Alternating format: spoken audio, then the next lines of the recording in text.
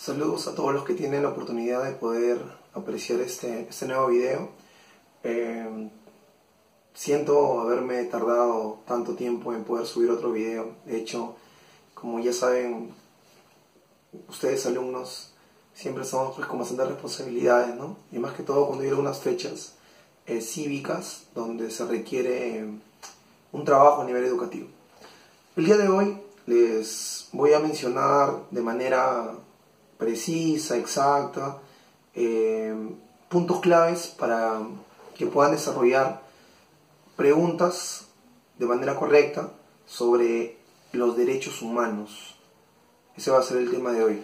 De hecho, si van a visualizar el video hasta el final, lo que les aconsejo es que pongan pausa, traigan un papel y apunten todos los datos que voy a mencionar. Porque más que todo es eso, van a ser datos para poder responder preguntas sobre derechos humanos que te pueden venir en admisión, tanto para universidades como institutos o fuerzas armadas y policiales, ¿ya?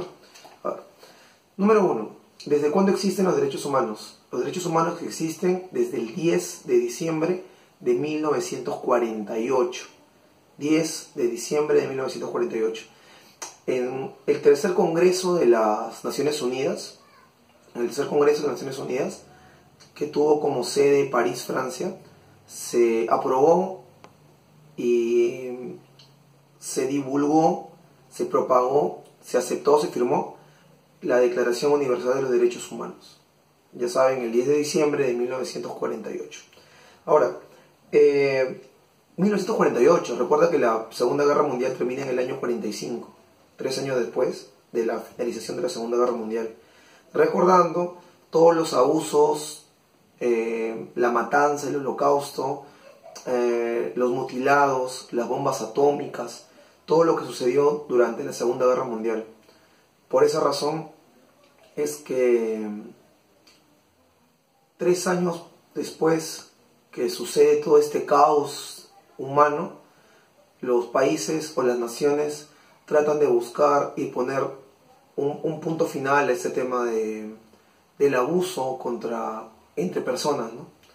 Y se procede a aceptar los derechos humanos como derechos internacionales, mundiales y correspondientes a todo ser humano, a todo ser que nace en el planeta Tierra, a todo ser humano que nace en el planeta Tierra.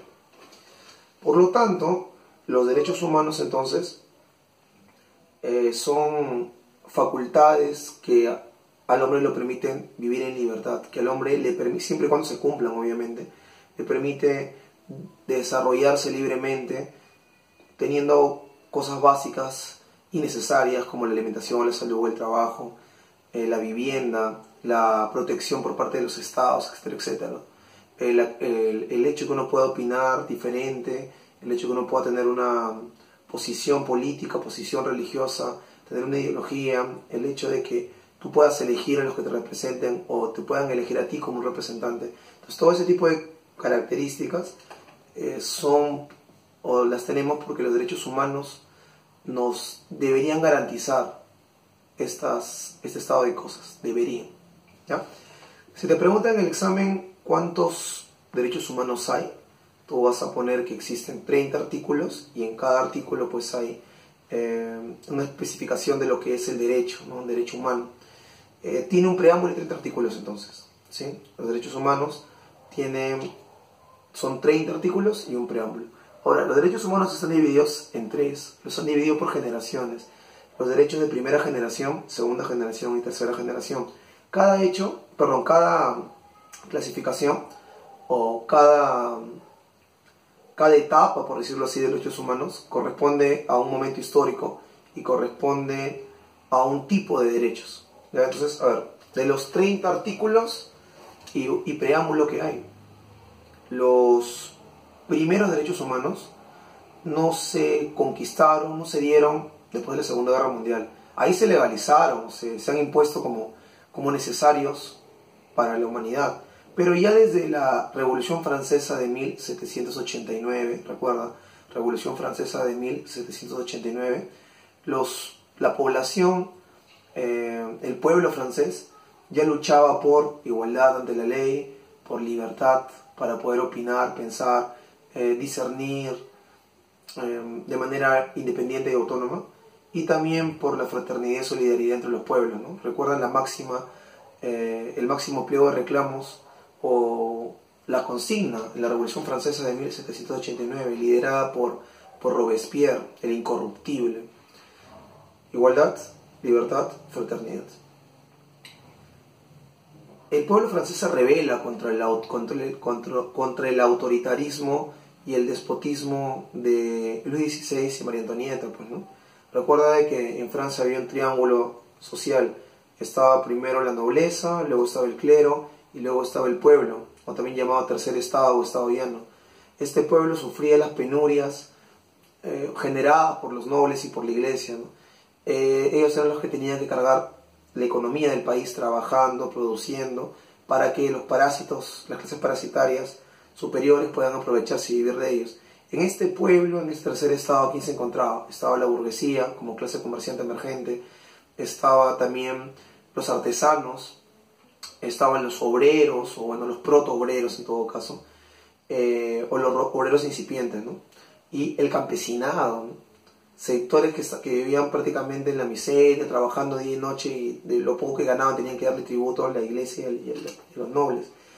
Esta gente, liderada por el partido jacobino de Robespierre, se enfrenta a la nobleza, se enfrenta al clero, toman la Bastilla inclusive, y se da la gran Revolución Francesa de 1789, ¿no? Con la bandera roja, azul y roja, blanca y azul, ¿no? De Francia.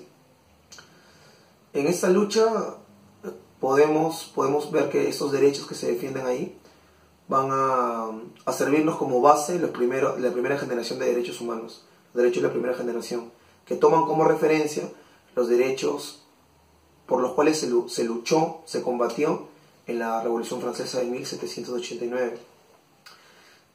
Se les llama derechos civiles y políticos.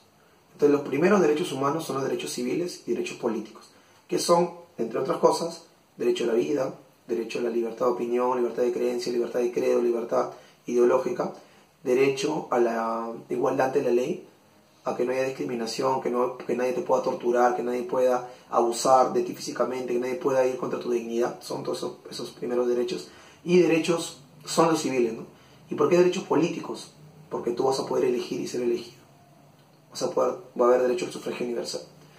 Los franceses, en esta lucha, lograron generar un aporte mundial, la llamada Declaración Universal de los Derechos del Hombre y el Ciudadano. En Francia se logró, después de la Revolución Francesa, concretizar estos reclamos, estas necesidades humanas en la Declaración Universal de los Derechos del Hombre y el Ciudadano, que son un antecedente importante para los derechos humanos. Posteriormente se produce la Revolución Industrial, la segunda, en Inglaterra, en Alemania, en Estados Unidos, una gran explotación, ya no de siervos o de campesinos, sino de obreros netamente, o como lo llamaba Carlos Marx, proletarios. El proletariado entonces entra en escena como un nuevo actor social, y el conjunto de proletarios o obreros de fábrica comienzan a exigir ya no solamente libertad de opinar, derecho a la vida o libertad para que puedan elegir, sino se producen los derechos de la segunda generación, también llamados derechos económicos, sociales y culturales, que tiene como antecedente las luchas surgidas posteriormente o durante la Revolución Industrial.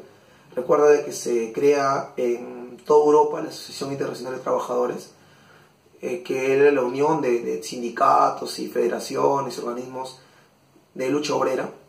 Acá en el Perú, inclusive, José Carlos Mariátegui, marxista, fundó la CGTP, Central General de Trabajadores del Perú, finales de 1920 más o menos. Entonces, la CGTP, fundada por José Carlos Mariátegui Lachira, autor de los 7 ensayos de la realidad e interpretación, los 7 ensayos de interpretación de la realidad peruana, el Amauta, es una cuestión semejante a lo que había en Europa cuando se unían los trabajadores para luchar por sus beneficios económicos: 8 horas de trabajo,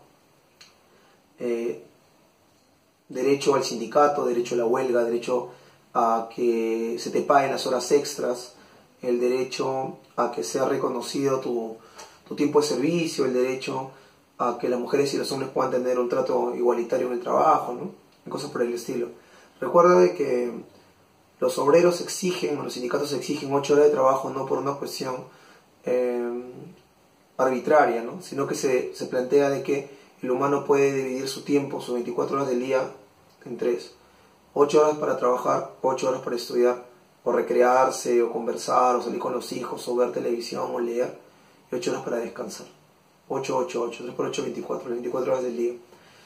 Bueno, esos derechos de la segunda generación, como te decía, son los derechos económicos, sociales y culturales. Económicos, por el tema laboral.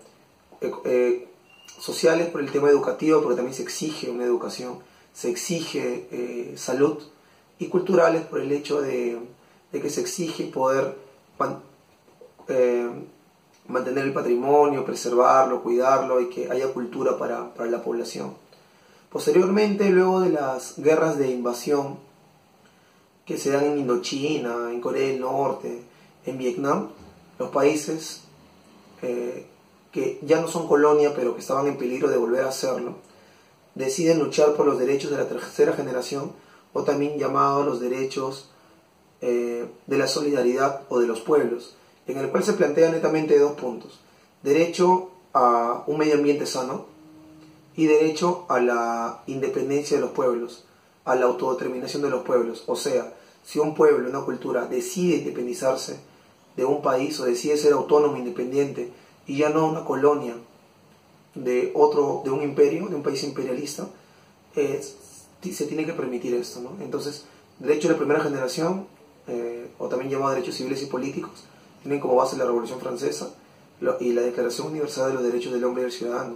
Derecho de la segunda generación tiene como base las luchas obreras, es más, tiene como base la Revolución Rusa, el 17, la Revolución Mexicana también, y todas estas luchas que se dan por estabilidad laboral se llaman derechos económicos, sociales y culturales, derechos a las 8 horas de trabajo, al sindicato, derecho a la salud, a la educación, etcétera, etcétera.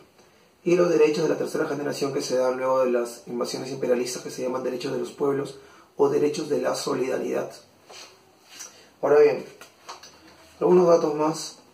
Se dice que los derechos humanos son universales, porque todo ser humano del planeta, simplemente por el hecho de ser humano, tiene esos derechos para poder disfrutarlos. Son absolutos, porque los estados no te pueden dar solamente la mitad, sino todos. Si un ser humano no tiene estos 30 derechos, no sería considerado un ser humano. Estaría viviendo en una condición de antihumana o deshumanizada en todo caso. Tienen que ser satisfechos por completo. Son básicos, son solamente 30.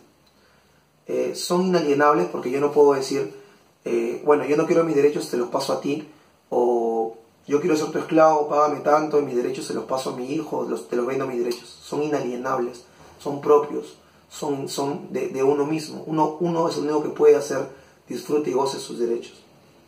Son incondicionales, no te pueden pedir que si es que votas por mí vas a tener derechos. Son inmutables, porque en el tiempo no se van a modificar. Se supone que son los derechos que deben ser parte del ser humano, por lo tanto son inmutables. Acá en Latinoamérica, a través de la OEA, Organización de Estados Americanos, se ha hecho un pacto, el Pacto de San José de Costa Rica, ¿no? Para que los países sudamericanos podamos respetar esos derechos. A pesar de que hay países como Estados Unidos, que tiene pena de muerte, que permite el aborto, que invade otros países, ¿no? Y a pesar de que ellos son los abanderados de la democracia y la defensa de derechos humanos, son los primeros en violar esos derechos. Así que los derechos humanos son bonitos en el papel, pues, ¿no? Son bonitos para hablarlos, para conversar: derecho a la educación, a la salud, derecho a las 8 horas de trabajo, derecho a un medio ambiente sano, derecho a la libertad de opinión y todo. Pero cuando ya vemos que en la práctica, lamentablemente, esto no ocurre. De todas maneras, los datos que te he dado te van a servir para tu examen y para que puedas rendir o pasar preguntas sobre el tema, ¿no? Eso sería todo por ahora. Muchas gracias.